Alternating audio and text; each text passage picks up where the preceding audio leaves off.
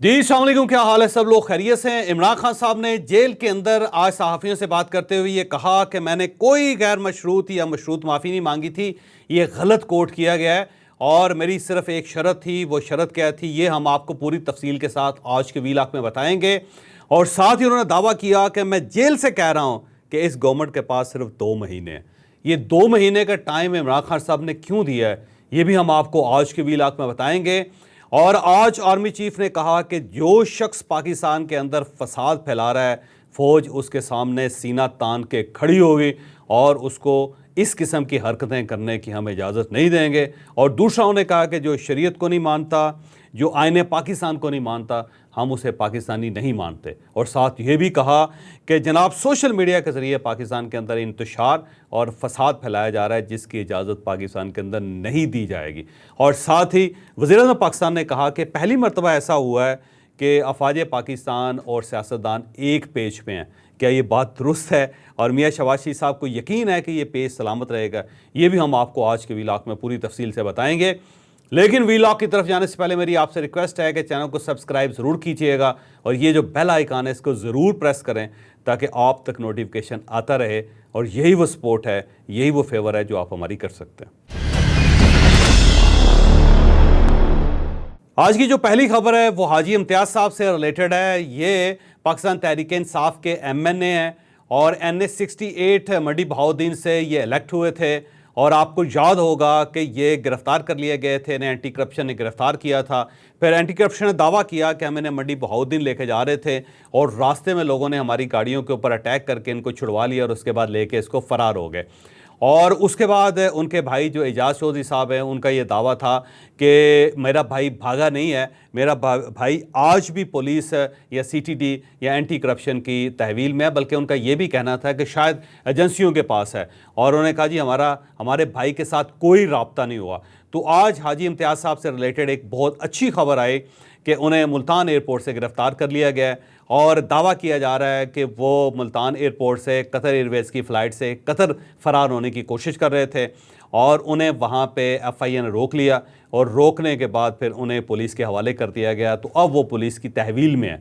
तो बहरहाल देर आए दुरुस्त आयद। और जो ख़ानदान है, जो फैमिली है, उसके लिए अच्छी खबर है कि अगर वो किसी की हिरासत में भी थे तो वो अगर हिरासत में रहते तो फिर ख़ानदान ज़ाहिर परेशान रहता कि पता नहीं उनका जो बेटा है या उनका जो भाई है उसकी सूरत हाल क्या है, क्या वो ज़िंदा भी है या वो नहीं है, या फिर उसकी सेहत कैसी है। तो अब कम से कम वो इदारों के पास हैं, अब उन्होंने उनको डिक्लेयर कर दिया है। तो उसके बाद अब वो अपने भाई से मुलाकात कर सकते हैं, अपने बेटे से मिल सकते हैं, अपने वालिद से मिल सकते हैं। तो ये बड़ी अच्छी बात है फैमिली के लिए। तो बहरहाल फैमिली को मुबारक हो। और अगर हाजी इम्तियाज़ साहब ने कोई गलत काम नहीं किया तो मेरा ख्याल है उन्हें रिहा करना चाहिए, क्योंकि वो अलील भी हैं और अदालत के साथ एक आदमी को इस तरह जेल के अंदर बिला वजह रखना, उसका कोई तुक नहीं बनता।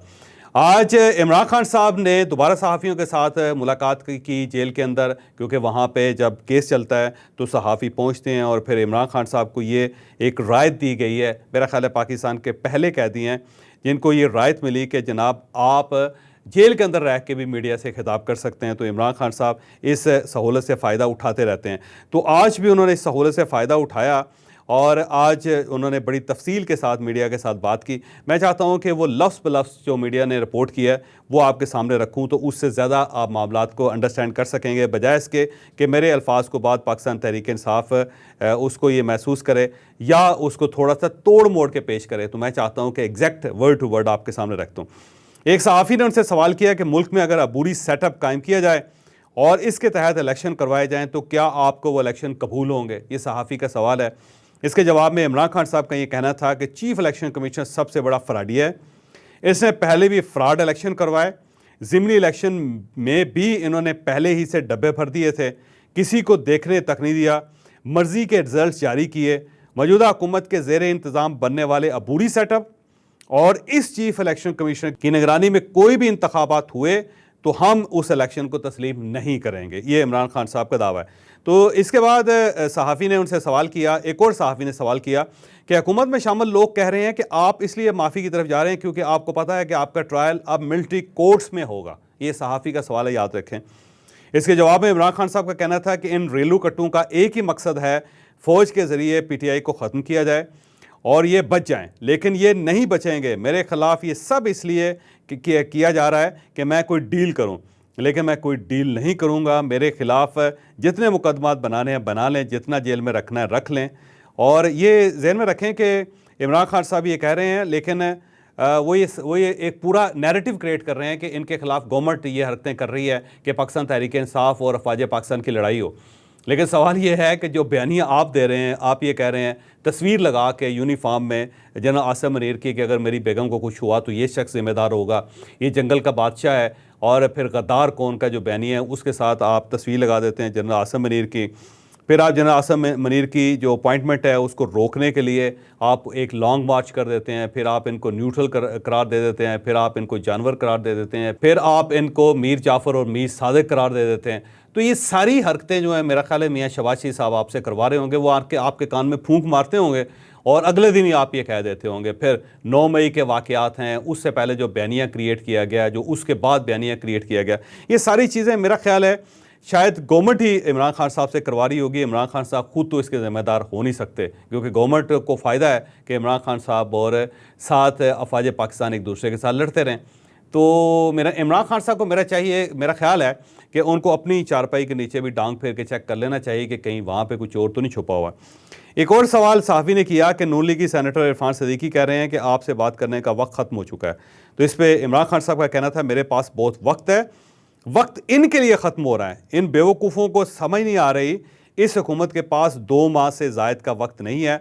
2 माह में इस हुकूमत का धर्म तख्ता होने वाला है। मुल्क में बांग्लादेश से बुरे हालात हैं, इसलिए कह रहा हूँ कि इनके नाम ECL पे डाले जाएँ। अच्छा, यहाँ पे ये जहन में रखें कि ये 2 महीने का टाइम इमरान खान साहब क्यों दे रहे हैं। ये 2 महीने के बाद यहाँ पे कोई इंकलाब नहीं आने वाला। इमरान खान साहब और पाकिस्तान तहरीक इंसाफ का ख्याल ये है कि जो ही काजी फ़ायज़ ईसा साहब का दौर ख़त्म होगा और जस्टिस मंसूर अली शाह साहब जो हैं वो चीफ़ जस्टिस ऑफ पाकिस्तान बनेंगे, तो उसके बाद एक बड़ा कमीशन बन जाएगा और वो जो कमीशन है वो इलेक्शंस की सारी फाइलें खोल लेगा। और जब फाइलें खुल जाएंगी तो फॉर्म 47 की जो गवर्नमेंट है वो ख़त्म हो जाएगी और फॉर्म 45 की गवर्नमेंट आ जाएगी। तो ये सारी उम्मीदें basically supreme court of Pakistan से वाबस्ता हैं और इसलिए बार बार 1.5 महीना 2 महीने का टाइम दिया जा रहा है। तो आज भी जो 2 महीने का टाइम दिया गया है वो जस्टिस मंसूर अली शाह साहब क्योंकि आना है उन्होंने, तो उनसे इन्होंने बहुत सारी उम्मीदें वाबस्ता की हुई हैं जो मेरा नहीं ख्याल के बर आ सकेंगी, क्योंकि पाकिस्तान तहरीक इंसाफ का कमाल ये है कि कभी किसी से उम्मीद लगाते हैं और जब वो उम्मीद पूरी नहीं होती तो फिर उसके खिलाफ वही हरकतें करते हैं जो इस वक्त ये काजी फ़ायज़ ईसा साहब के ख़िलाफ़ कर रहे हैं, क्योंकि उससे पहले काजी फ़ायज़ ईसा साहब के बारे में इनके ख्यालात बहुत अच्छे हो गए थे, लेकिन फिर अचानक दोबारा ख़राब हो गए। तो मुझे लगता है जस्टिस मंसूर अली शाह साहब जो हैं वो अगला टारगेट होंगे पाकिस्तान तहरीक इंसाफ का और ये कहेंगे कि हम ये समझते थे कि एक निडर और बेबाक ये जज हैं, लेकिन जब ये चीफ़ जस्टिस बने तो ये कंप्रोमाइज़ हो गई। ये देखिएगा ये पाकिस्तान तहरीक इंसाफ भी करेगी। और जिस टाइम इमरान खान साहब ने कहा मैं जेल के अंदर बैठ के दावा कर रहा हूँ, मैं यहाँ पे बैठ के दावा कर रहा हूँ कि देखिएगा पाकिस्तान तहरीक इंसाफ ये कहेगी। एक और सहाफ़ी का सवाल था कि आपके खिलाफ जितने भी केसेस के फैसले हुए आपको अदालतों से रिलीफ मिल गया, अब आपके और इस्टेब्लिशमेंट के माबैन एक ही इशू है, वो 9 मई का, वो भी अपने मौक़िफ़ पे कायम है, आप भी अपने मौक़िफ़ पे कायम है। कोई तीसरा रास्ता बताएं ताकि इस मसले को हल किया जा सके, ये सवाल है। इसके जवाब में इमरान खान साहब का कहना था मैं भी चाहता हूँ अमन हो, मुल्क में इस्तेहकाम हो, 9 मई पर एक ही रास्ता है, हमें इंसाफ दिया जाए। अब इमरान खान साहब का जवाब वो समझते हैं कि हमारे साथ ज़्यादती हुई है, अफवाज पाकिस्तान के साथ कोई ज़्यादती नहीं हुई, ये तो हमारे साथ जुल्म है कि हमें गिरफ़्तार कर लिया गया, जबकि हमें मौका मिलना चाहिए था कि हम और तोड़ फोड़ कर सकते। फिर एक सहाफ़ी का सवाल था कि जुल्फ़िकार अली भुट्टो को फांसी पर चढ़ाया गया, बेनज़ीर भुट्टो शहीद हुई, नवाज शरीफ को इक़्तिदार से निकाला गया, लेकिन इन जमातों ने GHQ के सामने एहतजाज की कॉल नहीं दी, आपने क्यों दी? तो इसके जवाब में उन्होंने कहा कि पुरअमन एहतजाज करना हमारा हक़ है, मैंने सबको पुरअमन एहतजाज का कहा था, मैंने कहा था जब मुझे पकड़ें तो आपने GHQ के सामने पुरअमन एहतजाज करना है, ज़ाहिर है हमें जहाँ से मसला होगा वहीं एहतजाज करेंगे, ये हमारा आइनी हक़ है। हमारे पुरअमन एहतजाज पर हमें दहशतगर्द बना दिया गया। तो अब सवाल ये है कि ये जो पुरअमन एहतजाज है सिर्फ GHQ के सामने होता है, और ये क्या गारंटी है कि जब आपके लोग जाएंगे तो वो वाकई पुरअमन रहेंगे। आप कोर कमांडर हाउस चले गए, फिर आप GHQ चले गए, ठीक है, हम ये समझते हैं कि आप लाहौर में थे और लाहौर में आपकी पार्टी का गढ़ है, सेंटर है, ये ठीक है, आप चलते चलते कोर कमांडर हाउस चले गए, ठीक हो गया। और यहाँ पे भी क्योंकि इस्लामाबाद के अंदर रावलपिंडी के अंदर GHQ है तो आप GHQ के सामने भी चले गए। लेकिन ये जो बाकी 200 तनसीबात हैं उनके ऊपर आपको किसने कहा था कि आप वहाँ पर भी चले जाएँ? और वहाँ जाके आप तोड़ फोड़ करनी शुरू करते हैं। तो वहाँ पे तो कोई आपका मसला नहीं था, वहाँ तो कोई ऐसे लोग नहीं बैठे हुए थे जिनके सामने आपने पूरा मन एहतजाज करना था। फैसलाबाद के अंदर आपने क्या किया, आपने पेशावर के अंदर क्या किया, ऐसे 200 मकामात हैं जिनको डैमेज करने की कोशिश की गई। तो सवाल फिर वही बनता है कि अगर आपने अपने वर्कर से कहा था GHQ के सामने जाना है और पूरा मन एहतजाज करना है, तो ये कौन से वर्कर्स हैं जो बाकी जगहों पे भी चले गए? आखिर उन्हें भी किसी ने डायरेक्शन दी होगी ना कि आप वहाँ पहुँच जाएँ। ये कौन लोग हैं जिन्होंने मेट्रो बस के स्टेशन जला दिए, ये वहाँ पहुँच के फिर उन्होंने लोगों की गाड़ियाँ तोड़ दी, फिर इन्होंने लोगों के घरों के शीशे तोड़ दिए, फिर इन्होंने आग लगानी शुरू कर दी। आखिर ये कौन लोग हैं? तो इसका फैसला करना भी तो बहुत ज़रूरी है ना कि अगर पूरा मन एहतजाज था तो इसके अंदर डंडा कैसे आ गया, फिर इसके अंदर वायलेंस कैसे आ गया, फिर इसके अंदर आग कैसे आ गई, फिर इसके अंदर लोगों को फेंटा कैसे लगा दिया गया, इसके अंदर फिर आपने लोगों को और इमारतों को हदफ कैसे बना लिया? सवाल तो बनता है। अब ये इमरान खान साहब से ज़ाहिर पूछा जाएगा किसी वक्त अगर मौका मिला तो।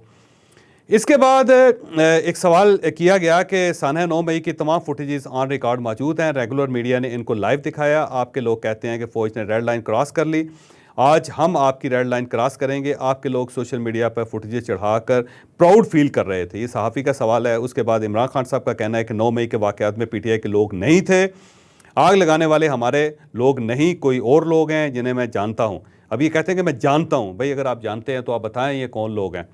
तो इमरान खान साहब का ये सिंपल ये जवाब है। फिर एक सवाल था कि इस्तखासा ने अपनी शहादतें अदालत के सामने पेश कर दी, आपने अपनी तरफ से कोई गवाह पेश नहीं किया, क्या जो आपकी बेगुनाही साबित कर सके? सहाफ़ी का सवाल है। उसके जवाब में इमरान खान साहब का कहना था मेरे हक़ में गवाह आएंगे, गवाहों का नाम वक्त से पहले लिया तो इनके पीछे वीगो डाला लग जाएगा। मेरे केसेस का फ़ैसला जल्दबाजी में किया गया, मुझसे जब 342 का बयान लिया गया तो उसके बाद बात करने का मौका ही नहीं दिया गया। तो इमरान खान साहब जो एक तो वो कह रहे हैं कि जी मैंने कोई मशरूत माफ़ी नहीं मांगी, मैंने सिंपल ये कहा है कि मुझे CCTV फुटेज दिखा दें, और फिर 9 मई जो है हमारे ख़िलाफ़ हुआ है, ये ज़्यादती हमारे साथ हुई है, ये किसी और के साथ नहीं हुई। तो इमरान खान साहब चंद कदम आगे बढ़ गए हैं, और ये चंद कदम आगे बढ़ने की जो वजह है वो उसकी वजह ये है कि पाकिस्तान तहरीक इंसाफ को ये महसूस हो रहा है कि अनकरीब हमारे सारे केसेस जो हैं वो मिलिट्री कोर्ट्स में चलने वाले हैं, और इमरान खान साहब का केस भी मिलिट्री कोर्ट्स में चलने लगा है, और उनको ये महसूस हो रहा है कि इस वक्त सिर्फ कुछ ले दे करके, कोई माफ़ी तलाफ़ी करके अगर जान बचाई जा सकती तो बचा लेनी चाहिए। कहीं ऐसा ना हो कि वाक़या ही कोई, मैं आगे सज़ा के बारे में नहीं कह सकता, माफ़ी चाहता हूँ। तो ये कहीं ना कहीं कुछ ना कुछ होने वाला है जिसका उनको अंदाज़ा है, लिहाजा वो अपने मामलात को सेटल करने की कोशिश कर रहे हैं। 2 महीने जो हैं वो बेसिकली जो चीफ़ जस्टिस ऑफ पाकिस्तान है उसकी तब्दीली की वजह से इमरान खान साहब कह रहे हैं। आज इस्लामाबाद में मशाइख कॉन्फ्रेंस हुई और उसमें आर्मी चीफ़ ने भी गुफ्तगू की और वज़ीर साहब ने भी उसमें तकरीर की। आर्मी चीफ़ का ये कहना था कि जराइम और स्मगलर्स माफिया दहशतगर्दों की पुष्टपनाही कर रहे हैं। जब तक हम जराइम मुजरमों को ख़त्म नहीं करेंगे, स्मगलर्स को ख़त्म नहीं करेंगे, ये माफियाज़ नहीं तोड़ेंगे, दहशतगर्दी पाकिस्तान के अंदर ख़त्म नहीं हो सकती। फिर उन्होंने कहा कि अल्लाह के नज़दीक सबसे बड़ा जुर्म फ़साद फिल अर्ज़ है, और हम इस सरज़मीन के ऊपर फ़साद फैलाने की इजाज़त किसी को नहीं देंगे। पाकिस्तान हमेशा रहने के लिए बना है, और कोई भी शख्स अगर इसके ख़िलाफ़ बात करेगा तो हम सब लोग उसका मुकाबला करेंगे। फिर उन्होंने कहा कि शरीयत और आइन को नहीं मानने वाले लोगों को हम पाकिस्तानी नहीं मानते, लिहाजा अगर आप पाकिस्तानी हैं तो आपको शरीयत पे अमल करना पड़ेगा और आपको आइन पाकिस्तान मानना पड़ेगा। फिर उसके अंदर उन्होंने ये कहा कि सोशल मीडिया के ज़रिए इंतशार फैलाया जा रहा है और इस इंतशार का मुकाबला करना बहुत ज़्यादा ज़रूरी है। अब इशू ये है कि ये जहन में रखें कि 2 इशूज़ पाकिस्तान के इस वक्त चल रहे हैं। पाकिस्तान के अंदर जो है वो कोई एक पूरा सेक्टर है, पूरा एक लोगों का गिरोह है, उसमें कुछ पॉलिटिकल वर्कर भी शामिल है और कुछ नॉन पॉलिटिकल वर्कर भी शामिल हैं। वो रियासत को नुकसान पहुंचाना चाहते हैं और उसमें सोशल मीडिया की मदद ली जा रही है। तो बड़े अरसे से रियासत सोच रही है कि सोशल मीडिया का बाकायदा इसका कोई ना कोई हल निकालना पड़ेगा, और वो हल जो है वो फायर वॉल की शक्ल में निकला है, और उसके बाद बाकी लोगों की लिस्टें बन रही है। कोई 11,000 लोग हैं जिनकी फहरिस्तें तैयार हो रही हैं, और मेरा ख्याल है उनको समझाने का वक्त आ गया है कि जनाब पाकिस्तान है तो आप हैं, अगर पाकिस्तान नहीं है तो ये डॉलर भी नहीं आएंगे, आपके प्लेटफॉर्म्स भी नहीं चलेंगे, आपका सोशल मीडिया भी नहीं चल सकेगा, तो पाकिस्तान को नुकसान ना पहुंचाएं। तो रियासत बार बार इस ये जिक्र करके कि सोशल मीडिया के ज़रिए इंतशार फैल रहा है, ये एक पॉलिसी को वादा कर रही हैं कि जनाब हमारी पॉलिसी बन गई हुई है कि अब हम सोशल मीडिया को इंतशार फैलाने की इजाज़त नहीं देंगे। तो आने वाले दिनों में कुछ नए लॉस भी आ रहे हैं और कुछ क्रैकडाउन्स भी हो रहे हैं पाकिस्तान के अंदर, और क्रैकडाउन्स जब होंगे तो मेरा ख्याल है बड़ी हद तक सोशल मीडिया को कंट्रोल कर लिया जाएगा। बाकी इमरान खान साहब जो हैं दबे लफ्ज़ों में जो आर्मी चीफ उन्होंने बता दिया कि ये लोग फसाद फैला रहे हैं, लिहाजा इन फसादियों को और इंतशारी लोगों को मौका नहीं दिया जाएगा कि ये पाकिस्तान को मज़ीद नुकसान पहुंचा सकें। तो ये बात भी बड़ी वाज़ेह है। फिर वो लोग जो पाकिस्तान के अंदर हैं और वो शरीयत को नहीं मान रहे और आईने पाकिस्तान को नहीं मान रहे, तो उनके बारे में भी एक बड़ा वाज़ेह बयान है कि हम इनको पाकिस्तानी नहीं मानते और इन लोगों के साथ उसी तरह निपटा जाएगा, ये वही सलूक किया जाएगा जो ऐसे लोगों के साथ किया जाता है जो पाकिस्तानी नहीं होते या जिनका पाकिस्तान के साथ या मुल्क के साथ कोई ताल्लुक़ नहीं होता। आज प्राइम मिनिस्टर साहब ने कहा कि पहली मरतबा आया है कि हम एक पेज पे हैं, सियासतदान यानी हुक्मरान जो है वो एक पेज पे हैं और सिपह सलार यानी अफवाज पाकिस्तान जो वो एक पेज पे है। साथ उन्होंने आसफ अली जरदारी और साथ बिलावल भुट्टो साहब का नाम भी लिया। ये हो सकता है वाकई एक पेज हो, लेकिन मुझे ये मजबूरी का पेज लगता है क्योंकि इसके अलावा ऑप्शन कोई नहीं है। और जिस दिन कोई ऑप्शन निकल गया फिर आप देखिएगा कि पेज भी यही होगा और उसके अंदर फिर दरारें भी होंगी। फिर आसफ अली जरदारी साहब इस साइड पे होंगे, बिलावल भुट्टो भी शायद उनके साथ इस साइड पे हों, मियाँ शहबाज शरीफ साहब, नवाज शरीफ साहब इस साइड पे हों और अफवाज पाकिस्तान हो सकता है उस वक्त भी गैर जानबदार रहे क्योंकि वो कहें जी आपने अपना मामला खुद सेटल करना है, हमने तो अब आपके लिए कुछ नहीं करना। क्योंकि पाकिस्तान की 75 साल की हिस्ट्री है कि इसके अंदर ऐसे मोड़ आते रहते हैं। हो सकता है आने वाले दिनों में फिर एक मोड़ आ जाए और उस मोड़ के बाद कहा जाए कि भाई साहब सलाम अलैकुम, आप उधर जाएं, हम इधर चलते हैं। मुझे इजाज़त दें, अगले व्लॉग में मुलाकात होगी।